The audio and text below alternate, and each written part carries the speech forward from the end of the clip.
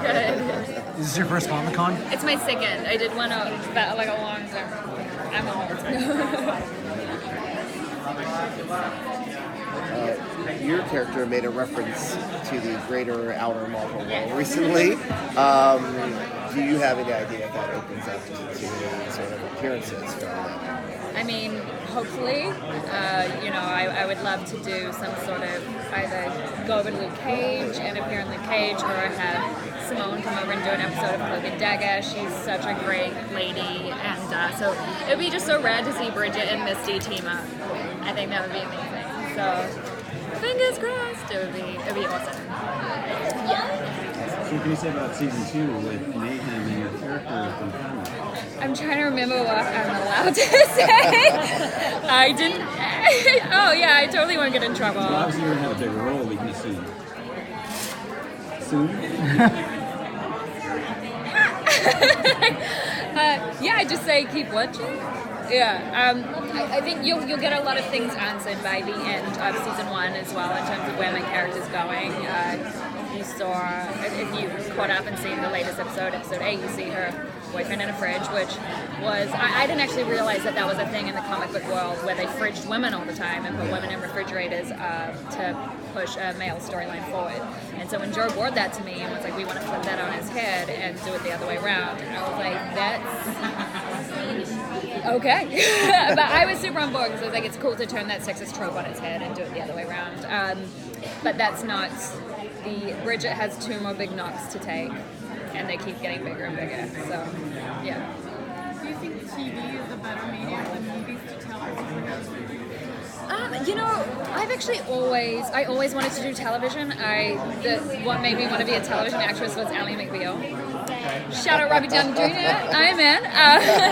Because I really enjoy spending time with a character and seeing them develop and grow. And that's why I do personally prefer watching television to movies, because I just personally become so much more invested in the character when you spend more time and you really get to know their backstory, and we get to really spend time on our show doing that. And I think Joe's done such a great job in developing these characters, so you're so invested as people. So then once they start figuring out their superpowers, it's there's so much more at stake, because you know who they are, you know their family stories, you know these struggles that they've gone through and everything that they're coming up against, so you just kind of want them to win even more.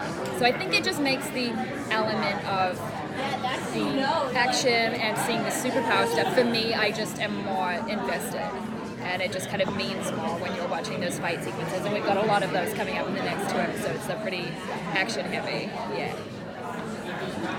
Were you familiar with your character's comic book background when you got the role?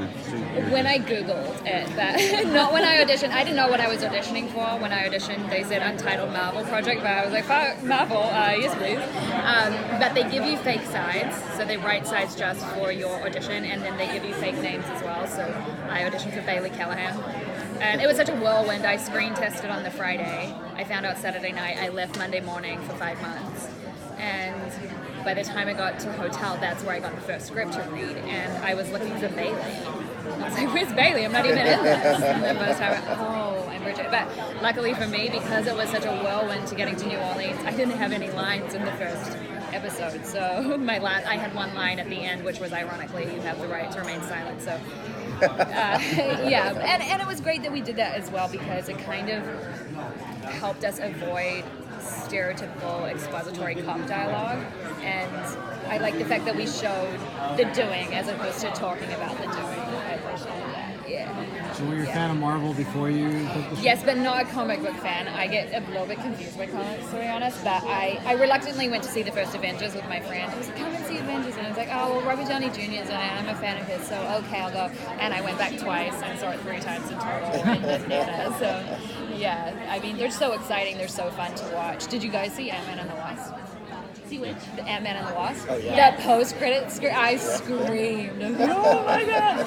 Yeah, so I'm definitely a fan of the movies, and I love Luke Cage, so yeah, it's amazing to be a part of the universe, yeah. What, a bunch of our Twitter followers want to know, what piece of advice would you give your character? I don't think that she'd listen to anything, to be quite honest. It's so hard because she's so opposite of me in a way, in the way that she really just goes for what she wants and she really fights for justice in a way that I'd be too scared to. I almost wouldn't want to get in her way though, because it's such an interest. I think it's also really interesting as a female character to see her being a bit messy and seeing her being kind of complicated. And that was one thing when I first got the job. They were like, we want her to be complicated. We don't want it to be tidy. And for me, that was very refreshing because that's normally as an actress not what you're given. You know, they give you like a one-dimensional, like you read it, that's not a woman. So I don't know what advice I give her. I didn't answer the question, did I? No, that's good though. You don't have to say like as females or be like related to more complex. It's not. You don't really Yeah, and that's why I love her so much. And I knew as soon as I read the character breakdown that you get when you get the audition, I was like, this is so well written, and you can tell it's written by a diverse writer's room. A female writer, Jenny Klein, she wrote my audition script, and it was so layered and amazing and fun to play with, and it was just so refreshing.